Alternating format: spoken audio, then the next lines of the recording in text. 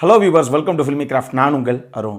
இந்த எபிசோடு 1000ல் ஒரு படம், அற்புதமான தரமான படங்களை மட்டுமே இன்ட்ரடியூஸ் பண்ணுற ஒரு செக்மெண்ட்டு. அப்படி நான் பார்த்த என்னை ரொம்ப அசத்தின ஒரு சூப்பரான படத்தை தான் இன்றைக்கி உங்களுக்கு நான் ரெக்கமெண்ட் பண்ண போகிறேன். அப்படி இந்த எபிசோடில் நம்ம பார்க்க போகிற அந்த படம் 2019 ஒரு ஃப்ரெஞ்ச் த்ரில்லர் ட்ராமா, எப்படி வேணால் வச்சுக்கலாம், அப்படி ஒரு படமாக வெளியான ஒன்லி த அனிமல்ஸ். இப்போது இந்த படத்துடைய ஒன்லைன் ஸ்டோரி என்ன அப்படின்னு நம்ம பார்த்துடலாம். ஒரு பனிப்பிரதேசம், அங்கே ஒரு பெண் காணாமல் போகிறாங்க. அந்த பெண் எந்த காரை கடைசியாக ஓட்டினாங்களோ அந்த கார் மட்டும்தான் போலீஸால் கண்டெடுக்கப்படுது. இப்போ இவங்க காணாமல் போன அந்த விஷயத்துக்கு பின்னாடி இருக்கக்கூடிய மர்மங்கள் என்ன, கடைசியாக அந்த பொண்ணுக்கு என்ன நடந்தது, இதுதான் இந்த படத்துடைய ஒன்லைன் ஸ்டோரியை. இப்போது இந்த படத்துடைய டீட்டெயில் ரிவ்யூக்கு போகலாம். முதல்ல இந்த படத்துடைய கதை என்ன அப்படின்னு நம்ம பார்த்துருவோம். இந்த படத்தில் ஆரம்பத்திலேயே ஒரு நபர், ஒரு பிளாக் கவர், ஒரு கருப்பரினத்தை சேர்ந்த ஒரு பையன், அந்த பையன் தோளுக்கு பின்னாடி ஒரு ஆடை தூக்கி கட்டிக்கிட்டு அவன் சைக்கிளை ஓட்டிக்கிட்டு போய்கிட்டே இருக்கான். அந்த ஆடு பின்னாடி உட்காந்த மணியமாக அதனுடைய காலெல்லாம் முன்னாடி அவனுக்கு செஸ்ட்டில் அப்படி கட்டி வச்சுருக்கான். அதனால் அந்த ஆடு தொங்கிக்கிட்டே வருது. இவன் அந்த சைக்கிளை ஓட்டிகிட்டு போய்கிட்டே இருக்கான். போய் ஒரு குறிப்பிட்ட ஹோட்டலில், அந்த ஹோட்டல் முன்னாடி நிறுத்தி ஒரு நபரை பார்க்கணும் அப்படின்னு சொல்லி ஒரு ரூமுடைய கதவை தட்டுறான். அவன் யார், எதுக்காக ஆட்டை எடுத்துகிட்டு போனான், அவன் பார்க்க போனது யார், எதுவுமே அப்போ நமக்கு புரியலை. கண்ணை கட்டி காட்டில் விட்ட மாதிரி இருக்குது. ஆனால் அந்த காட்சி அப்படியே கட் பண்ணப்படுது. இப்போது அலைஸ் அப்படின்னு சொல்லி ஒரு லேடி, அந்த லேடி ஒரு பனி பிரதேசம், அங்கே ஒரு காரை ஓட்டிட்டு அவங்க ரெகுலராக ஒரு சில கிளைண்ட்ஸுக்கு அவங்களுடைய சர்வீஸை ப்ரொவைட் பண்ணுறது வழக்கம். அப்படி ஒரு கிளைண்ட்டை பார்க்குறதுக்காக இந்த அம்மா கார் எடுத்துகிட்டு போய்கிட்டு இருக்காங்க.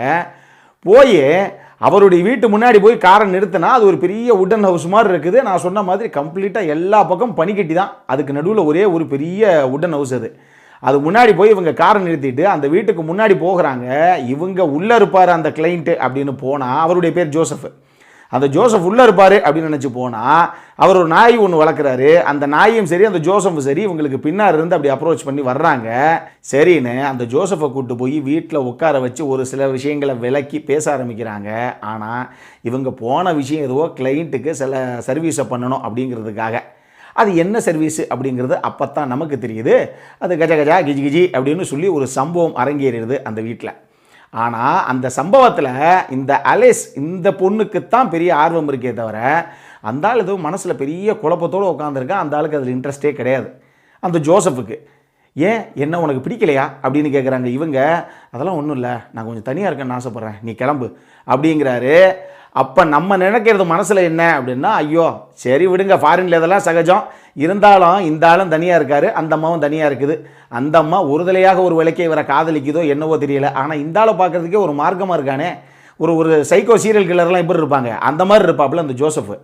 ஆனால் இப்போ இந்த அம்மா சரி ஓகே அப்படின்னு சொல்லி வந்த வழியை நம்ம வீட்டுக்கு கிளம்புவோன்னு இவங்க கார் எடுத்துகிட்டு கிளம்புறாங்க. போகிற வழியில் அந்த பனி பிரதேசத்தில் ஒரே ஒரு அழகான ரோடு, அந்த ரோட்டில் ஒரு காரு அனாதையாக ரோட் சைடில் நிற்கிது.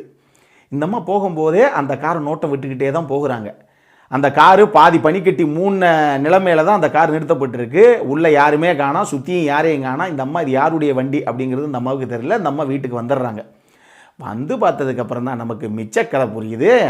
இந்த அம்மாவுக்கு ஏற்கனவே கல்யாணம் ஆயிடுச்சு, மிச்சல் அப்படின்னு சொல்லி இந்த அம்மாவுடைய வீட்டுக்காரர் வீட்டிலே இருக்கிறார். அவர் ஒரு பக்கம் நான் அக்கௌண்ட்ஸ் பார்க்குறேன்னா அவரும் வீட்டில் உட்காந்துருக்கார் ஒரு பக்கம். இப்போ இவர் இந்த அம்மா எல்லாத்தையும் சமைக்கிறதெல்லாம் சமைச்சிட்டு, இங்கே பாருங்கள் நீங்கள் வர்றீங்களா, உங்களுக்கு சாப்பாடு நானே எடுத்துகிட்டு வந்துடுவா அப்படின்னு சொல்லி இவங்க அந்த சமைச்சிக்கிட்டு இருக்க தருணத்தில் டிவியில் ஒரு நியூஸை பார்க்குறாங்க. ஒரு பிரேக்கிங் நியூஸ் ஒன்று ஃப்ளாஷ் ஆகிட்டு இருக்கு. அதில் எலிவின் அப்படின்னு சொல்லி ஒரு பொண்ணு, அந்த பொண்ணு காணாமல் போயிட்டா. அவளுடைய கார் மட்டும் இந்த மாதிரி ரோட்டோரமாக போலீஸால் கண்டெடுக்கப்பட்டிருக்கு. அந்த பொண்ணு காணாமல் போய் எத்தனை நாள் ஆச்சு அப்படிங்கிறதும் போலீஸுக்கு சரியாக தெரியலை. காரணம் என்னென்னா, அந்த பொண்ணுடைய ஹஸ்பண்டு அவர் வெளிநாட்டில் இருந்தார், ஒரு பிஸ்னஸ் விஷயமா போனவர். இவர் வந்ததுக்கப்புறம் இந்த நியூஸை அவர் டிவியில் பார்த்துட்டு அவர் திருப்பி ஊருக்கு வந்து உடனே போலீஸுக்கு அவர் தான் போய் என் ஒய்ஃப் எத்தனை நாளைக்கு முன்னாடி காணாமல் போனாங்கன்னு தெரியலை, ஆனால் என் ஒய்ஃபுடைய கார் தான் அதுன்னு சொல்லி போலீஸுக்கு கம்ப்ளைண்ட்டை ரிஜிஸ்டர் பண்ணுது. ஆனால் இப்போ இந்த பொண்ணு காணாமல் போனாங்க இல்லையா, இதுக்கும் இந்த கதையில் வர்ற பல கதாபாத்திரங்களுக்கும் இறுதியாக என்ன தொடர்பு அப்படிங்கிறது தான் இந்த படத்துடைய மொத்த கதையை. இந்த படத்தை பொறுத்தளவுக்கு எனக்கு ரொம்ப ரொம்ப பிடிச்ச விஷயம் என்ன அப்படின்னா, இந்த படத்துடைய திரைக்கதை தான். ஸ்க்ரீன் பிளேயில் அட்டகாசம் பண்ணப்பட்ட ஒரு படம் இது. நீங்கள் நினச்சி கூட பார்க்க முடியாது இந்த படத்துக்குள்ளே இத்தனை விஷயங்கள் இருக்குது அப்படின்னு.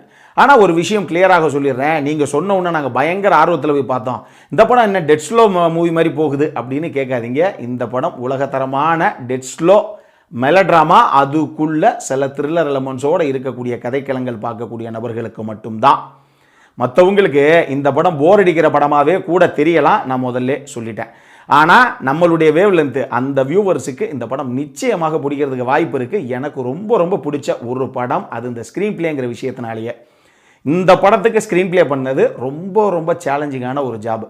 இந்த படம் பாருங்கள், உங்களுக்கு நான் ஏன் சொல்கிறேன் அப்படின்னு தெரியும். ஏன்னா ஒரு 4-5 கதாபாத்திரங்கள் காமிக்கப்படும். அந்த 5 கதாபாத்திரங்களுக்குள்ள ஏதோ ஒரு கனெக்ஷன் எங்கேயோ இருக்கிற மாதிரி ஒரு கதைக்களமாக காமிக்கப்படும். அதாவது கிட்டத்தட்ட நம்ம உங்களுக்கு புரிகிற மாதிரி சொல்லணும் அப்படின்னா, இந்த ஹைப்பர் லிங்க் ஸ்டோரிஸ் நான் சொல்லுவேன் இல்லையா, அந்த மாதிரி சம்மந்தமே இல்லாமல் சில கதாபாத்திரங்கள் அங்கங்கே காமிக்கப்படும். கடைசியாக இவங்களுக்குள்ள ஏதோ ஒரு தொடர்பு இருக்குன்னு ஒரு சீனில் முடிச்சு போட்டு விடுவாங்க. அந்த மாதிரி ஒரு கதைக்களம் தான் இது. அதனால் இதை பொறுத்தளவுக்கு நீங்கள் லீனியராக ஸ்க்ரீன் பிளே பண்ணிவிட்டு கடைசியில் உங்கள் டேஸ்ட்டுக்கு ஏற்ற மாதிரி அப்படி த்ரில்லிங் மொமெண்ட்டை கொடுக்குறேன் அப்படிங்கிறதுக்காக எடிட்டிங்கில் மாற்றி வச்சுக்கிற விஷயம் கிடையாது இது. இந்த படம் நான் ஏன் சொல்கிறேன்னு நீங்கள் பார்த்தா மட்டும்தான் உங்களுக்கு புரியும். நீங்கள் திரைக்கதை எழுதும் போதே நான் லீனியராகவே எழுதணும். 5 கதாபாத்திரத்தை ஃப்ளோ சார்ட் போடுவோம் பாருங்க, அந்த மாதிரி 5 கதாபாத்திரத்துக்கு ஒரு டப்பாவை போட்டுக்கிட்டு அதுக்கு கீழே ஒரு கதாபாத்திரமும் எந்தெந்த இடத்துல எந்த கதாபாத்திரத்தோட போய் தொடர்பு இருக்குங்கிற மாதிரி போட்டே எழுதணும். சீனு டைம் ஃப்ரேம் வரைக்கும் கரெக்டாக வச்சு எழுதணும். இல்லாட்டினா கடைசி எடிட்டிங்கெல்லாம் உங்களால் மாற்றி உட்காரவே முடியாது. நீங்கள் எடுக்கும் போதே அந்த மாதிரி எடுத்துருக்கணும்.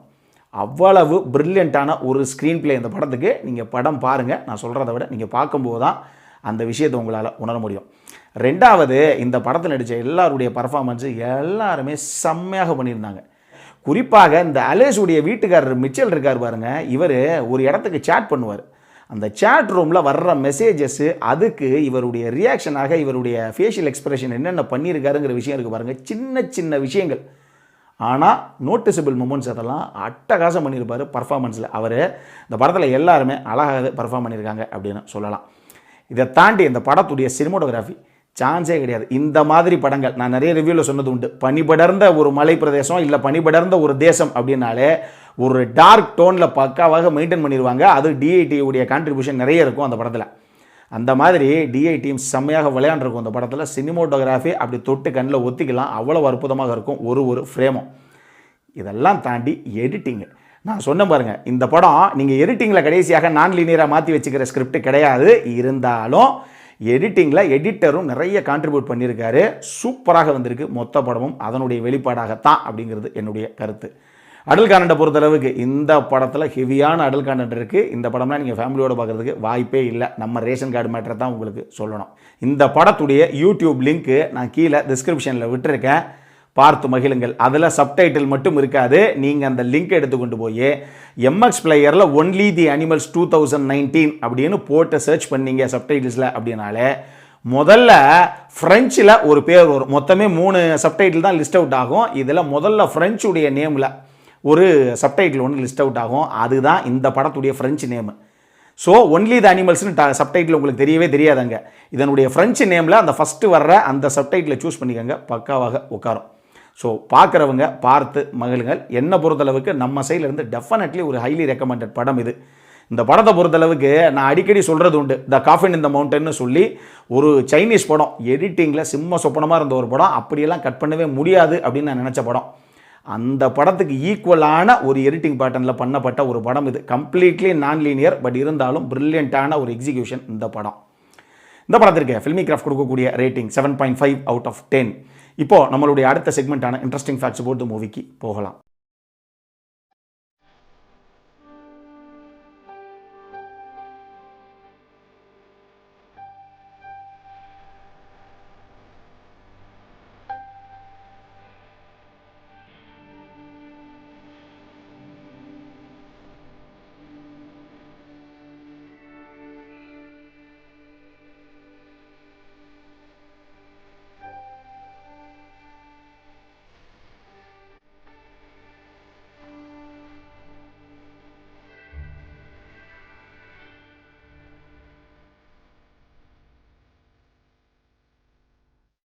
இந்த வீடியோ பிடிச்சிருந்ததுன்னா லைக் பண்ணுங்கள், ரொம்ப பிடிச்சிருந்ததுன்னா உங்கள் ஃப்ரெண்ட்ஸ் எல்லாத்துக்கும் ஷேர் பண்ணுங்கள். உங்களுடைய கருத்துக்கள் ஏதாவது இருந்தது அப்படின்னா கீழே இருக்க கமெண்ட் செக்ஷன்ல எங்களுக்கு தெரிவிங்க. வீடியோவை க்ளோஸ் பண்றதுக்கு முன்னாடி சப்ஸ்கிரைப் பண்ணுங்க. சப்ஸ்கிரைப் பண்ணும்போது பக்கத்தில் இருக்க நோட்டிஃபிகேஷன் பெல் ஐக்கானையும் கிளிக் பண்ணுங்க. அப்பதான் எங்களுடைய வீடியோஸ் எல்லாம் உங்களை ஆன் டைம் வந்து சேரும். இதே மாதிரி இன்னொரு வீடியோவோட அடுத்த முறை உங்களை சந்திக்கிற வரைக்கும் it is Arun signing off. By.